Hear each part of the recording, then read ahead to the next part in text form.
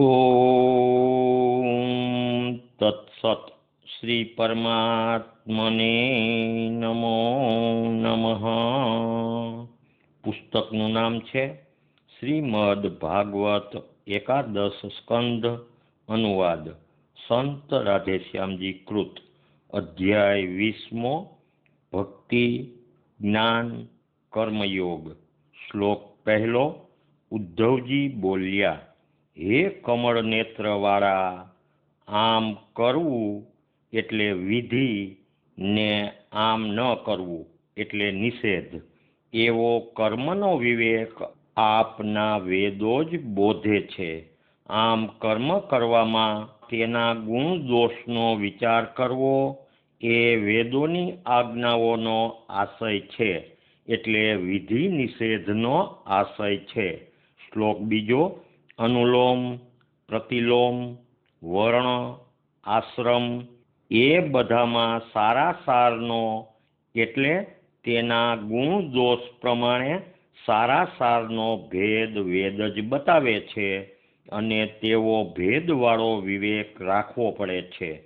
વસ્તુ દેશ કાળ ને વય તેમ સ્વર્ગ નર્ક એ બધામાં પણ સારા નરસાના જુદા જુદા વિભાગ હોય છે. મતલબ અનુલોમ એટલે ઉચ્ચ વર્ણનો પુરુષ ને ઉતરતા વર્ણની સ્ત્રીનો સંબંધ અને તેથી થયેલી પ્રજા. પ્રતિલોમ એટલે ઉચ્ચ વર્ણની સ્ત્રી ને ઉતરતી જાતિના પુરુષનો સંબંધ અને તેથી થયેલી પ્રજા. શ્લોક ત્રીજો. આપના વેદની વાણી જ વિધિ નિષેધવાળી છે, એટલે આ કામ કરવા જોગ અને આ કામ નહીં કરવા જોગ આજ્ઞા ને મનારૂપ છે. કર્મના ગુણ દોષના ભેદ જોયા વિના આ વાણી લોકનું પરમ કલ્યાણ કેવી રીતે કરે? મતલબ જે ટાણે કામ કરવાથી ગુણ થાય તે કામ કરવાનું, અને જે ટાણે જે કામ કરવાથી દોષ થાય તે નહીં કરવાનું. વળી અમુક ટાણે વાપરવાની ગુણવાળી વસ્તુ પણ બીજે ટાણે વાપરવાથી દોષવાળી થાય, તેમ દોષવાળી વસ્તુનો પણ ટાણે ઉપયોગ ગુણવાળો થાય. વેદમાં બતાવેલ આ વિવેક જો લોકો ધ્યાનમાં ન લે અને કોઈના ગુણ દોષ ન જોવા એમ માની કરવા જોગ કર્મ છોડી ન કરવા જોગ કર્મો કરવા માંડે તો લોકોનું કલ્યાણ કેમ જ થાય? શ્લોક ચોથો. દેવતા પિતૃઓ ને મનુષ્યો માટે જે વસ્તુની ખબર ન પડે ત્યાં, તેમજ મોક્ષ પ્રાપ્તિને બીજું જે કંઈ સાધવાનું હોય તેને તે માટેના સાધન જાણવા માટે તો આપના વેદ વાક્યો જ ઉત્તમ પ્રકારની દ્રષ્ટિરૂપ છે, એટલે માર્ગદર્શક છે. મતલબ જે વસ્તુ જાણવાને માણસ દેવો કે પિતૃને આંખ નથી એટલે સૂઝ નથી, તેવી બુદ્ધિથી પર બધી વસ્તુ માટે વેદ વાક્યો આંખરૂપ છે. શ્લોક પાંચમો. આમ મનુષ્યોને વસ્તુના ગુણ દોષ જોવાની બુદ્ધિ આપના વેદોથી જ થઈ છે, કાંઈ પોતાથી થઈ નથી. વળી પાછા તે જ વેદો અમુક ટાણે ભેદ ન કરવા એમ કહે છે, તેથી મનુષ્યને ભ્રમ થાય એવું છે. મને પણ તેવો જ ભ્રમ છે. શ્લોક છઠ્ઠો. શ્રી ભગવાન બોલ્યા, લોકનું પરમ કલ્યાણ સાધવા ચાહીને મેં જ વેદ દ્વારા 3 યોગ માર્ગો બતાવેલા છે: કર્મયોગ, જ્ઞાનયોગ તથા ભક્તિયોગ. આ વિના બીજો કોઈ સંસાર તરવાનો ક્યાંય પણ ઉપાય નથી. મતલબ કર્મયોગ એટલે નિષ્કામ કર્મ, જ્ઞાનયોગ એટલે સોહમ મતલબ અભેદ ભાવ, ભક્તિયોગ એટલે દાસોહમ એટલે શરણાગતિ.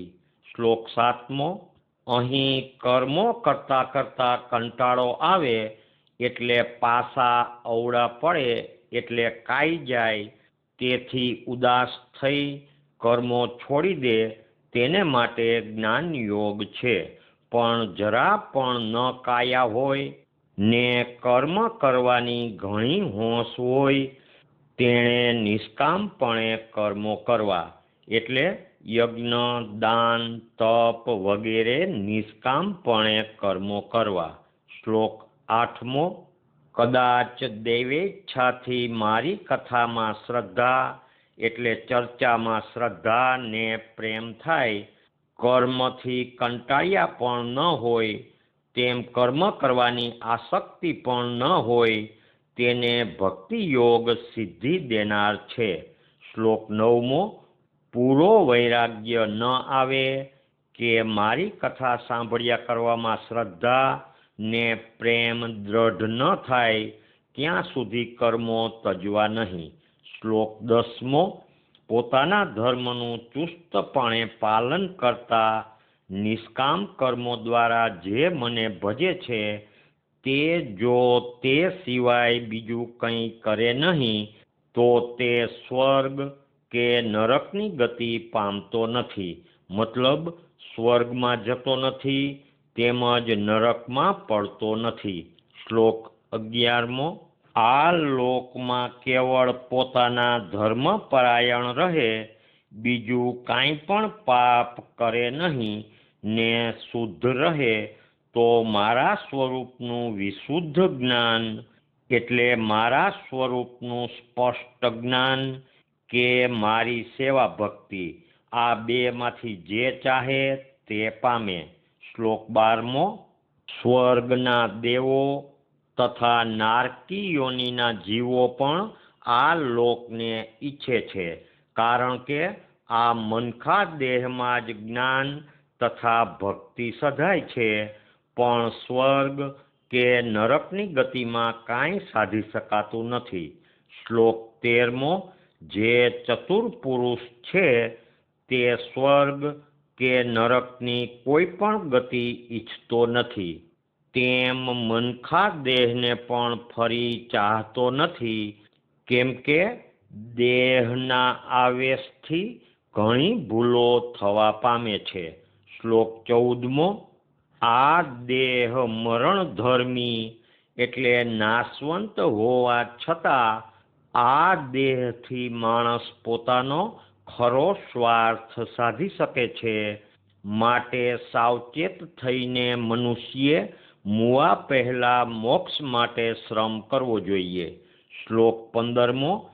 સંસાર રૂપી વૃક્ષ જે યમરાજાથી કપાઈ રહ્યું છે, તેમાં ઘર રૂપી માળો બાંધી પંખી રૂપી જીવાત્માઓ વસે છે, તેમાંથી જો માળાની મમતા મૂકીને ભાગી છૂટે તો બચી જાય. શ્લોક 16મો. રાત દિવસ આયુષ્ય ઘસાતું જાય છે, તે જાણી ભયથી એટલે તે જાણી મોતના ભયથી થરથરી સર્વ પ્રકારના દેહ સંગો તજી પરમ પ્રભુનું જ્ઞાન પામી કોઈ પણ પ્રકારની આશા અપેક્ષા વગરનો અક્રિય થાય એટલે નિવૃત્ત થાય, તે શાંતિ પામે છે, એટલે તે આત્મામાં શાંતિ પામે છે. શ્લોક 17મો. મહામોંઘે મૂલે મળે એવું આ પુરુષ દેહ રૂપી શ્રેષ્ઠ નાવ કલ્પવૃક્ષ પેઠે ધાર્યું ફળ આપનારું છે, તેને યોગ્ય ગુરુ હાંકતા હોય ને મારી કૃપારૂપી પવન અનુકૂળ હોય એટલે સંજોગ અનુકૂળ હોય, તે છતાં આ સંસાર રૂપી સમુદ્રને તરે નહીં, તે આત્મઘાતી છે. શ્લોક 18મો. કર્મ માત્રથી ઉદ્વેગ પામી વિરક્ત થયેલા યોગીએ ઇન્દ્રિયોને સંયમમાં રાખી સતત આત્માના ચિંતન રૂપી અભ્યાસ પરાયણ થઈ તે આત્મામાં જ પોતાના ચિત્તને સ્થિર કરવું. શ્લોક 19મો. સ્થિર કરતા ચિત્ત જો ચંચળ બની ભમવા માંડે તો સાવધાન થઈ તેને ઝટ સમજાવી કરી અનુકૂળ કરી લઈ પોતાના વશમાં લઈ આવવું. શ્લોક 20. જેણે પોતાના પ્રાણ ને ઇન્દ્રિયો જીતેલા હોય તેવા યોગીએ ચિત્તને મન પડે તેમ ભટકવા દેવું નહીં, પણ સાત્વિક બુદ્ધિથી એટલે શુદ્ધ થયેલી સાત્વિક બુદ્ધિથી ધીરે ધીરે પોતાને વશ કરવું. શ્લોક 21 અને 22. સૌથી મોટો યોગ તો એ છે કે આ ભટકતું ચિત્ત આપોઆપ પોતાની મેળે કબજામાં રહે. જેવી રીતે કેળવાતો ઘોડો ધીરે ધીરે કબજામાં આવી માલિકની ઈચ્છા અનુસાર વર્તતા શીખી જાય, તેવી જ રીતે જ્યાં સુધી ચિત્ત ઠરી આમ પોતાની ઈચ્છા અનુસાર સહેજ વર્તતું ન રહે ત્યાં સુધી પ્રકૃતિથી માંડી મહત્તત્વાદી બધા તત્વો જેવી રીતે એટલે 5 મહાભૂત, ઇન્દ્રિયો, તેના દેવતા વગેરે જેવી રીતે ઉત્પન્ન થાય છે ને પાછા લય થાય છે તેમને ઉલટી સુલટી રીતે સતત વિચાર્યા કરવા. શ્લોક 23.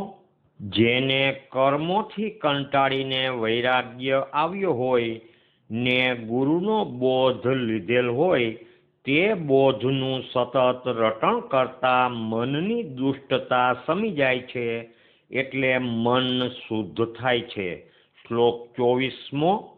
આ ચિત્ત કાં તો સદાચાર યુક્ત યમ નિયમ આદિ યોગ માર્ગના સેવનથી કે બ્રહ્મ જ્ઞાન પામવાથી કે મારી સેવા ભક્તિથી મારું સ્મરણ કરવા યોગ્ય થાય છે એટલે શુદ્ધ થાય છે, પણ બીજા કોઈ ઉપાયથી નહીં. મતલબ સમજણ ઉપર પ્રમાણે એક પણ યોગ સાધના ન હોય તેવાના કેવળ મોઢાના નામગાન શું કામના. શ્લોક 25. કોઈ પણ યોગી પ્રમાદમાં પડી જઈને કદી નિધ્ય કર્મ કરી બેસે તો તે કર્મને પોતાના યોગ માર્ગથી જ બાળે, પણ તે માટે બીજા વ્રતો કરે નહીં. શ્લોક 26. પોતાના અધિકાર પ્રમાણે પોતાના યોગ માર્ગમાં નિષ્ઠા રાખી એટલે કર્મ જ્ઞાન કે ભક્તિ યોગમાં નિષ્ઠા રાખી તે અનુસાર વર્તવું તે ગુણરૂપ છે. બધા કર્મો મૂળે અશુદ્ધ છે, તેથી પોતાના અધિકાર પ્રમાણે કર્મ કરવાનો નિયમ બતાવેલ છે. કર્મોની આસક્તિ તજાવવા માટે કર્મોના ગુણ દોષ બતાવીને કયા કર્મ કરવા ને કયા કર્મ ન કરવા તે વિવેક રાખેલ છે. મતલબ કર્મ બધા દોષવાળા છે, પણ અધિકાર પ્રમાણે એટલે ધર્મ પ્રમાણે કરવા તેથી દોષરૂપ ન બને. શ્લોક 27 અને 28. મારી કથા એટલે લોકોમાં મનાતી રીતની જ કથા નહીં, પણ જ્યાં જ્યાં ભક્તો સંતો ભગવાનના ગુણ મહિમાના અનુભવની વાતો કે ચર્ચા કરતા હોય તે એટલે મારા પરત્વેની વાતો સાંભળવા કરવામાં શ્રદ્ધા હોય એટલે ઘણો ભાવ હોય ને સંસારના કર્મ કરવામાં જરા પણ ભાવ ન હોય, વળી જગતના વિષય પદાર્થો ભોગવવા ન જ ગમતા હોય છતાં જો તજી શકાતા ન હોય તો શ્રદ્ધા રાખી દ્રઢ નિશ્ચયથી પ્રેમપૂર્વક મારી ભક્તિ કરવા માંડવી. સાંપડેલા ભોગ પદાર્થો દુઃખ દેનાર તુચ્છ છે, આમ અવજ્ઞાથી સહી લેતા મને ભજતા રહેવું. શ્લોક 29. ઉપર કહેલા ભક્તિ યોગ પ્રમાણે જે મુનિ સદા મને આમ ભજતો રહે તો અંતરમાં હું વસું છું તેના પ્રભાવથી તેની કામનાઓ બધી ખાક થઈ શાંત થઈ જાય. શ્લોક 30. સર્વના આત્મા રૂપ મારું અંતરમાં દર્શન પામતા અહંકારની સર્વ ગાંઠો તૂટી જાય, સંશય માત્ર છેદાઈ જાય ને કર્મના બંધનો બધા છૂટી જાય છે. એટલે કર્મના બંધનો બધા મુક્ત થાય છે. શ્લોક 31મો. જે યોગીનું હૃદય મારામાં ભાવ ભક્તિવાળું હોય, જેથી મારામાં જ ચિત્ત રમી રહેતું હોય, તેને જ્ઞાન વૈરાગ્ય માત્ર પૂરતા નથી, પણ તે સાથે મારી ભક્તિ જ પરમ કલ્યાણ સાધનારી છે. શ્લોક 32મો અને 33મો. યજ્ઞ દાનાદિ કર્મોથી, તપથી કે વૈરાગ્યથી, જ્ઞાનથી, ધર્મ ક્રિયાથી, યોગ સાધનાથી કે બીજા કલ્યાણના સાધનોથી જે કાંઈ ફળે તે બધું કેવળ એક ભક્તિ યોગથી મારા ભક્તને સહેજે પ્રાપ્ત થાય છે. તેમ સ્વર્ગ, મોક્ષ કે પરમધામ કે બીજું જે કાંઈ ચાહે તે બધું મારા ભક્તને મળે છે. શ્લોક 34મો. મારામાં એક નિષ્ઠાવાળા ધીર શ્રેષ્ઠ પ્રકારના સાધુ ભક્તોને કૈવલ્ય મુક્તિ આપું છું, તે પણ તેઓ ઈચ્છતા નથી. શ્લોક 35મો. મનુષ્યોને નરી નિઃસ્પૃહતા જ સૌ શ્રેષ્ઠ કલ્યાણ કરનારી છે. આશા અપેક્ષા વગરના નિષ્કામ જીવોને જ મારી ભક્તિ સાંપડે છે. શ્લોક 36મો. બુદ્ધિથી પર તત્વને પામેલા એટલે આત્મા તત્વને પામેલા મારા સમદર્શી અનન્ય ભક્તોને વિધિ નિષેધના ગુણ દોષ બાધ કરતા નથી.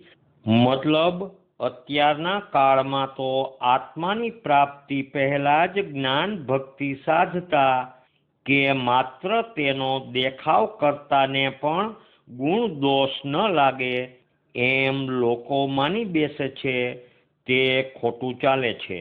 શ્લોક 37મો. આ જે મેં યોગ માર્ગો બતાવેલા એટલે 3 યોગ માર્ગો બતાવેલા, તે રસ્તે જો મનુષ્યો પડે તો બ્રહ્મ કહેવાતા મારા નિર્ભય પરમધામને એટલે બ્રહ્મ પરમધામને પામે છે.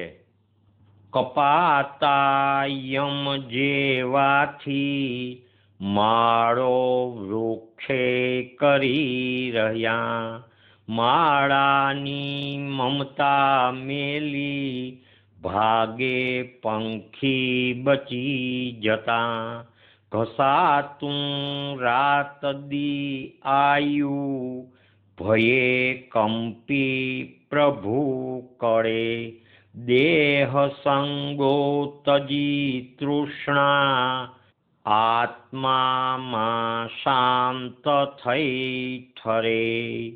કૃષ્ણ એવ પતિર્મમ, કૃષ્ણ એવ ગતિર્મમ, કૃષ્ણ એવ રતિર્મમ, કૃષ્ણ એવ મતિર્મમ, કૃષ્ણ એવ પતિર્મમ, કૃષ્ણ એવ ગતિર્મમ, કૃષ્ણ એવ રતિર્મમ, કૃષ્ણ એવ મતિર્મમ. શ્રી નારાયણ ભગવાન કી જય. શ્રી કૃષ્ણચંદ્ર દેવ કી જય. દ્વારિકાધીશ કી જય. રણછોડરાય કી જય. નરસિંહ રામ મહારાજ કી જય. સદ્ગુરુદેવ કી જય. રાધે શ્યામ, રાધે શ્યામ.